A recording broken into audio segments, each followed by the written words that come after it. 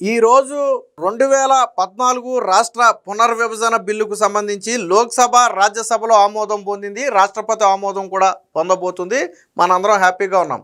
అయితే జగన్మోహన్ రెడ్డి ముఖ్యమంత్రిగా ఉన్న సమయంలో ఆ 3 రాజధానుల బిల్లును శాసన మండలిలో అడ్డుకుని ఒక రకంగా ఎండి షరీఫ్ గారు తన ప్రాణాలను పణంగా పెట్టి ఆ రోజు ఆ బిల్లును అడ్డుకున్నారని చెప్పొచ్చు. చరిత్రలో ఏ శాసన మండలి చైర్మన్ కూడా ఎదుర్కొన్నటువంటి గడ్డు పరిస్థితులను ఆ రోజు షరీఫ్ గారు ఎదుర్కొన్నారు. నిన్న దీనికి సంబంధించి ఆయన పార్టీ కార్యాలయంలో మాట్లాడుతూ గతంలో ఏం జరిగిందనేది ఒకసారి గుర్తు చేసుకున్నారు. ఎలా అంటే తన కులం మీద దుర్భాషలాడారు, తన పుట్టుకను ప్రశ్నించారు, అలాగే పదవులు ఆశ చూపారు, కోట్ల రూపాయల డబ్బులు ఎరచూపారు, చివరికి శాసన మండలిని రద్దు చేసి అసలు చైర్మన్నే లేకుండా చేస్తానని బెదిరించారు. అయినా కానీ ఎక్కడా తొలగలేదు. ఆ రోజు 151 మంది ఎమ్మెల్యేలతో పాటు మెజారిటీ ఎమ్మెల్సీలందరూ కూడా వైసీపీ పార్టీ నుంచి ఉండటంతో ఆ రోజు ఆయన మీద తీవ్ర ఒత్తిడి తెచ్చారు. కుర్చీలు ఎక్కారు, పోడియం ఎక్కారు, ఆయన మీదకి కాగితాలు ఇసిరారు. చివరికి ఆయన్ని చుట్టుముట్టిన సందర్భంలో ఒక వ్యక్తి గుండెల మీద కొట్టారు. అంటే ఎంత దారుణం అంటే ఒక రకంగా ఇంకొక వ్యక్తి అయితే అంత ప్రెజర్ని తట్టుకోలేరు. దీని మీద మొన్న అసెంబ్లీలో అచ్చెన్నాయుడు గారు కూడా మాట్లాడారు. ఆ రోజు ఉన్నటువంటి పరిస్థితులు ఎంత దారుణమైన పరిస్థితులు అనేవి ఆయన అసెంబ్లీలో వివరిస్తుంటే ఒళ్ళు గగురు పూడ్చినటువంటి పరిస్థితి. పూర్తిగా లైట్లు ఆపేసి, ప్రచారాలు ఆపేసి, చంద్రబాబు గారి శాసనమండలి అక్కడ శాసనసభలో ఆయన క్యాబిన్లో లైట్లు ఆపేసి, ఇక్కడ శాసనమండలిలో ఏం జరుగుతుందో తెలియదు, లైవ్లు రావట్లేదు, చెప్పడానికి ఎవరూ లేరు, ఫోన్లు ఏమీ పనిచేయట్లేదు. సో అలాంటి పరిస్థితుల్లో చంద్రబాబు గారు ఆ ఒత్తిడి తట్టుకోలేక మనమే వెళ్ళి గ్యాలరీలో కూర్చుందాం, శాసన మండలి గ్యాలరీలోనని చెప్పి స్వయంగా చంద్రబాబు గారు వచ్చి కూర్చుంటే ఆయన్ని మొత్తం వైసీపీ ఎమ్మెల్యేలు వాళ్ళు కూడా గ్యాలరీలోకి వచ్చేసి చంద్రబాబు గారిని చుట్టుముట్టేశారు. సో అప్పుడు చంద్రబాబు గారికి టీడీపీ నేతలు అడ్డుగా నిలబడి ఆయన మీదకి రాకుండా, దాడి చేయకుండా ఆ రోజు చూశారు. ఎన్ని మాటలు ఆయన గ్యాలరీలో కూర్చుంటే చంద్రబాబు గారిని తలకొక మాట, నోటుకొచ్చిన మాటలు మాట్లాడారు వైసీపీ నాయకులు. చంద్రబాబు గారు ఆ బాధను పంటి బిగువున పట్టి శాసన మండలిలో ఏం జరుగుతుందో ఆయన కళ్ళారా చూశారంటే శాసన మండలి చైర్మన్ మీద ఇలా ఒత్తిడి చేస్తారని తెలుసు. పోనీ శాసన మండలి చైర్మన్ క్యాబిన్లో ఏం జరుగుతుందోనని చెప్పి అచ్చెన్నాయుడు గారిని చూసి రమ్మన్నారంట. ఆయన ఏమైనా ఇబ్బంది పెడుతున్నారేమోనని. వెళ్ళేసరికి అంటే ఎమ్మెల్సీలుగా లేని వాళ్ళందరూ కూడా, సజ్జల రామకృష్ణారెడ్డి లాంటి వాళ్ళందరూ కూడా ఆయన క్యాబిన్లో కూర్చుని ఆయన క్యాబిన్కు వచ్చే సిబ్బంది మొత్తాన్ని ఆపేసి, అంటే ఆయనకు మంచినీళ్ళు కావాలన్నా, ఇంకోటి కావాలన్నా, లేదా ఏదైనా సూచనలు సలహాలు కావాలన్నా అక్కడ సిబ్బంది ఉంటారు. ఆ సిబ్బంది మొత్తాన్ని ఆపేసి వాళ్లే చుట్టుముట్టి ఆయన మీద తీవ్ర ఒత్తిడి తెచ్చినటువంటి పరిస్థితి. సో అలాంటి పరిస్థితుల్లో ఆయన తట్టుకొని దాన్ని సెలెక్ట్ కమిటీకి పంపి ఆ 3 రాజధానుల బిల్లును సెలెక్ట్ కమిటీకి పంపి ఆ రోజు 3 రాజధానుల బిల్లును అడ్డుకున్నారు. సో ఈ రోజు మనం ఇంత గర్వంగా చెప్పుకుంటున్నాము అంటే ఆ రోజు ఆయన చేసినటువంటి కృషి కూడా అలాంటిది. దీనికి సంబంధించిన వార్త కూడా ఒకటి వచ్చింది, ఒకసారి చూద్దాం. అప్పట్లో ఒక మంత్రి అసభ్యంగా దూషించారు, నా పుట్టుక పైన అభ్యంతరకర వ్యాఖ్యలు చేశారు, నన్ను ప్రలోభ పెట్టేందుకు కోట్ల రూపాయలు ఎరచూపారు. శాసన మండలి మాజీ చైర్మన్ ఎంఏ షరీఫ్ వెల్లడి. తెదేపా కార్యాలయంలో అమరావతి విజయోత్సవం సందర్భంగా ఆయన అయితే వచ్చారు.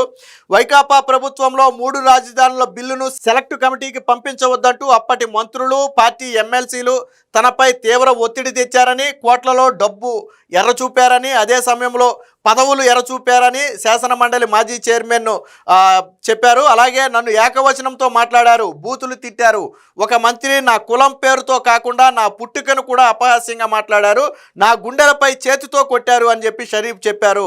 నన్ను అన్ని రకాలుగా బెదిరించాలని, భయపెట్టాలని చూశారు, కానీ నేను ఎక్కడా తొలగలేదు, నిబంధనల ప్రకారమే వ్యవహరించాను.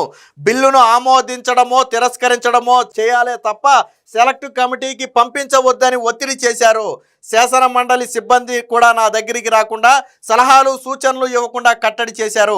అప్పటి ముఖ్యమంత్రి జగన్ తప్ప మిగతా మంత్రులు, ఆ పార్టీ ఎమ్మెల్యేలు, ఎమ్మెల్సీలు తండోపతండాలుగా నా పేషీకి వచ్చి ఒత్తిడి చేశారు. రాజధాని అమరావతికి చట్టబద్ధత కల్పించే బిల్లుకు పార్లమెంట్లో ఆమోదం పొందిన నేపథ్యంలో ఈ సందర్భంగా నిర్వహించినటువంటి విజయోత్సవ కార్యక్రమంలో ఆయన పాల్గొన్నారంటే ఒక జగన్ మాత్రం ఆయన ఛాంబర్కి వెళ్ళలేదు తప్ప మిగిలిన ఎమ్మెల్యేలు, ఎమ్మెల్సీలు అందరూ కూడా ఆయన మీద తీవ్ర ఒత్తిడి తెచ్చారు. వాస్తవానికి ఆ బిల్లును ఆమోదించినా వ్యతిరేకించినా శాసనసభకే మెజారిటీ అధికారం ఉంటుంది కాబట్టి వీళ్ళు వ్యతిరేకించినా వాళ్ళు ఆమోదింపజేసేసుకోవచ్చు, అది రాజ్యాంగంలో ఉంది. సో అలాంటి సమయంలో వ్యూహాత్మకంగా వ్యవహరించడంతో పాటు ప్రజల ఆశలకు ఆశయాలకు అనుగుణంగా దానిని సెలెక్ట్ కమిటీకి పంపడంతో జగన్మోహన్ రెడ్డి గొంతులో పచ్చి వెలకాయ పడింది ఆ రోజు. సో అంత అధికారం ఉండి కూడా జగన్ను శాసనమండలి రద్దు చేస్తానని చెప్పి ఎందుకు శాసనసభలో ప్రకటించాడు అంటే ఎండి షరీఫ్ లాంటి వాళ్ళని పూర్తిగా తొలగించాలి, అలాగే టీడీపీ ఎమ్మెల్సీలను పూర్తిగా ఆ పదవుల్లో లేకుండా చేయాలి, దానికోసం ఆ వ్యవస్థనే తొక్కేయాలని చెప్పి జగన్ ఆ రోజు కంకణం కట్టుకున్నాడు. సరే ప్రయత్నం చేసినప్పటికీ విఫలమయ్యాడు అనుకుంటే అది వేరే విషయం. సో అలాంటి పరిస్థితులు గతంలో ఉండేవి. దీనికి సంబంధించి ఇంకా ఈయన ఏం మాట్లాడారో చూడండి. ఆ రోజు శాసన మండలిలో మంత్రులు వైకాపా సభ్యులు కుర్చీలు బెంచీలు ఎక్కారు, కానీ నేను సత్యం ధర్మం న్యాయం వైపు నిలబడ్డాను. ఆ కోపంతో వారు నన్ను చైర్మన్ నుంచి దించాలి అని చూశారు. శాసన మండలి రద్దు చేస్తామని తెదేపా ఎమ్మెల్సీలను బెదిరించారు. పార్టీలో చిత్తశుద్ధితో పనిచేసినందుకు చంద్రబాబు గారు నన్ను ఎమ్మెల్సీగా తర్వాత శాసన మండలి చైర్మన్గా చేశారు. ఆ రుణం తీర్చుకునే అవకాశం 3 రాజధానుల బిల్లు మండలిలో చర్చకు వచ్చినప్పుడు లభించింది. ఆ రోజు ఎదురుగా గ్యాలరీలో చంద్రబాబు గారు కూర్చున్నారు. రాజధానిపై ఆయన తపన ఆలోచన వృధాగా పోరాదని, ప్రయత్నం నీరు కారిపోకూడదన్న ఉద్దేశంతో చిత్తశుద్ధితో నిర్ణయం తీసుకున్నానని చెప్పి నిన్న ఆయన అయితే చెప్పడం జరిగింది. దీనికి సంబంధించి అసలు ఆ రోజు శాసన మండలిలో ఏం జరిగిందనేది అచ్చెన్నాయుడు గారు కూడా మాట్లాడారు, ఒకసారి చూద్దాం. ఆ రోజు చట్టం అమలు పుట్టి సకల శాఖ నేను వెళ్ళాను అధ్యక్ష. ఆ రోజు ఉన్నటువంటి చైర్మన్ బయట వాళ్ళకి ఏం పని అధ్యక్ష, ఒకసారి అంత దారుణంగా మాట్లాడారు. అయినా సరే ఎక్కడ కూడా వెనకలేదు, మన డ్యూటీ మన బాధ్యత ఇది అని ఎక్కడ కూడా వెనక్కుండా ఆయన రోజు ఉన్నారు అధ్యక్ష.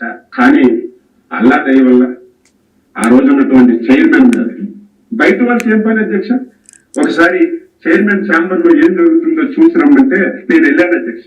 వెళ్ళేసరికి విజయసాయి రెడ్డి, టీటీడీ చైర్మన్ గా ఉన్నటువంటి వైవి సుబ్బారెడ్డి, సకల శాఖల మంత్రిగా వ్యవహరిస్తున్నటువంటి సజ్జల రామకృష్ణారెడ్డి మొత్తం ఆయనకు చుట్టుముట్టి ఎంత ప్రజలంటే భగవంతుడు ఆయన వైపు ఉన్నాడు కాబట్టి బతికాడు, నాలాంటి వాడు ఇంకోడైతే టెన్షన్ కే బాధపడిపోతే అంత టెన్షన్ పెట్టారు అధ్యక్ష. టెన్షన్ పెట్టడమే కాదు, ఈ రోజు అపోజిషన్ లీడర్ గా ఉన్నారు మండలిలో.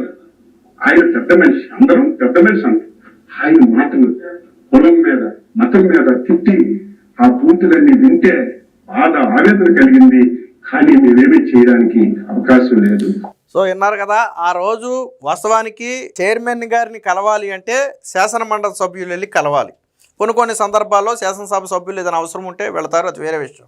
కానీ అప్పుడు ఎంపీగా ఉన్నటువంటి విజయసాయి రెడ్డి కావచ్చు, అప్పటికే టీటీడీ చైర్మన్గా ఉన్నటువంటి వైవి సుబ్బారెడ్డి కావచ్చు, అసలు ఎటువంటి పదవి లేనటువంటి సకల శాఖ మంత్రిగా పేరొందినటువంటి సజ్జల రామకృష్ణారెడ్డి కావచ్చు, వీళ్ళందరూ కూడా షరీఫ్ గారి ఛాంబర్లోకి వెళ్ళి ఆయన మీద పేక మీద కత్తి పెట్టినంత పని చేసి తీవ్ర ఒత్తిడి తెచ్చారు. మధ్యలో అచ్చెన్నాయుడు గారు చూడటానికి వెళ్ళినప్పుడు వీళ్ళందరూ అక్కడ మూకుమ్మడిగా మొత్తం ఆయన్ని మూసేసి ఉన్నారు. కనీసం గాలి ఆడనివ్వనటువంటి పరిస్థితి. అంతమంది వెళ్ళిపోయి ఆయన ఛాంబర్లో కూర్చుని ఒక రకంగా ఇప్పుడు 100 మంది 50 మంది వచ్చి ఛాంబర్ మీద పడితే భయం వేయదా? కనీసం పక్కన ఉన్నటువంటి సహాయకుడిని కూడా రాకుండా అడ్డుకుంటే ఎంత భయం వేస్తుంది ఆ వయసులో? సో అలాంటి భయాందోళనలకు గురి చేశారు. ఇకపోతే ఇందాక అచ్చెన్నాయుడు గారు పేరు చెప్పలేదు, ఒక పెద్ద మనిషి అని. సాధారణంగా మరి ఆ వ్యక్తి ఆ రోజు మాట్లాడాల్సిన మాటలు కాదు. బొత్స సత్యనారాయణ షరీఫ్ గారి పుట్టుక గురించి ఆరోపణలు చేశాడు. ఆయన చాలా తీవ్రంగా బాధపడ్డారు. ఇందాక మనం మాట్లాడుకున్న దాంట్లో షరీఫ్ గారు కూడా చెప్పారు, నా మతం మీదే కాదు నా పుట్టుక మీద కూడా విమర్శలు చేశారు కొంతమంది అని చెప్పి మాట్లాడారు. ఎవరు చేశారా అంటే బొత్స సత్యనారాయణ చేశాడు. అంటే రాజకీయాల్లో వాస్తవానికి కొద్దో గొప్ప వైసీపీలో విలువలతో ఉంటాడు, రాజకీయాన్ని రాజకీయంగా చేస్తాడు అనుకునేటువంటి బొత్స సత్యనారాయణ కూడా ఇందాక ఈయన పేరు చెప్పలే, పెద్ద మనిషి అని చెప్పాడు. ఆ వ్యక్తే బొత్స సత్యనారాయణ. బొత్స సత్యనారాయణ షరీఫ్ని విమర్శించడం అంటే రాజకీయ విమర్శలు వేరు, రాజకీయ విమర్శలు వేరు. కానీ ఆయన పుట్టుక మీద విమర్శలు చేయడం, ఒక సాయిబుకే పుట్టావా అనేది ఒక మాట అన్నాడు అప్పట్లో. సో అది చాలా తీవ్రమైనటువంటి పదం, అంటే తీవ్ర మనోవేదనకు గురి చేసేటువంటి పదం. అంటే అంత ఒత్తిడి తీసుకొచ్చి ఆయన్ని మానసికంగా శారీరకంగా ఆర్థికంగా ఎటువంటి అవకాశాలు ఉంటే అటువంటి అవకాశాలను ఉపయోగించుకుని ఆయన్ని వేధించే ప్రయత్నం చేశారు. చివరికి గుమ్ముగూడినప్పుడు ఆయన గుండెల మీద కొట్టారు ఒక వ్యక్తి, గుండెల మీద కొట్టారు ఆ గుంపులో పెట్టి ఒక వ్యక్తి. అది కూడా నిన్న షరీఫ్ గారు చెప్పారు. అలాంటి దారుణమైన పరిస్థితులు ఆ రోజు ఉన్నాయి. శాసనసభలో లైట్లు లేవు, శాసన మండలిలో లైట్లు లేవు, లైవ్ ఆపేశారు, మొబైల్స్ పనిచేయట్లేదు, చంద్రబాబు గారి క్యాబిన్లోనేమో కరెంటు లేదు, శాసన మండలిలో ఏం జరుగుతుందో తెలియదు. బిల్లు సెలెక్ట్ కమిటీకి పంపుతారా లేదా ఆయన మీద దాడి చేస్తారా, దౌర్జన్యం చేస్తారా తెలియదు. అలాంటి దారుణమైనటువంటి పరిస్థితులు ఆ రోజు కల్పించారు. కానీ అన్నిటినీ తట్టుకుని షరీఫ్ గారు దాన్ని సెలెక్ట్ కమిటీకి పంపడం ద్వారా ఆయన చిత్తశుద్ధి నిరూపించుకున్నారు. ఈరోజు అమరావతికి చట్టరూపం వచ్చిన సందర్భంగా ఖచ్చితంగా మనం ఆ రోజు ఆయన త్యాగాన్ని కూడా గుర్తుపెట్టుకోవాలి. నేను అందుకనే చెప్పాను, ఇందాక అచ్చెన్నాయుడు గారు చెప్పారు చూడండి, ఆయన కాబట్టి అల్లా దైవాలు తట్టుకున్నాడు, కానీ నాబోటోడైతే గుండెపోటు వచ్చేదేమోనని చెప్పి ఆయన ఒక మాట అన్నాడు. ఎందుకంటే ఆ రోజు అంత ఒత్తిడి చేశారు వాళ్ళు. కానీ అవన్నీ తట్టుకుని ఆయన సెలెక్ట్ కమిటీకి పంపి అమరావతి రైతులకు, రాష్ట్రానికి అండగా నిలబడ్డారు. ఖచ్చితంగా ఆయన చేసినటువంటి ఆ రోజు ఆ పనిని ఖచ్చితంగా ఈరోజు మనందరం కూడా అభినందించాల్సిందే. ఖచ్చితంగా అమరావతి రాజధానిగా ఉన్నంతకాలం షరీఫ్ గారు చిరస్థాయిగా నిలిచిపోతారు అనటంలో ఎటువంటి సందేహం లేదు.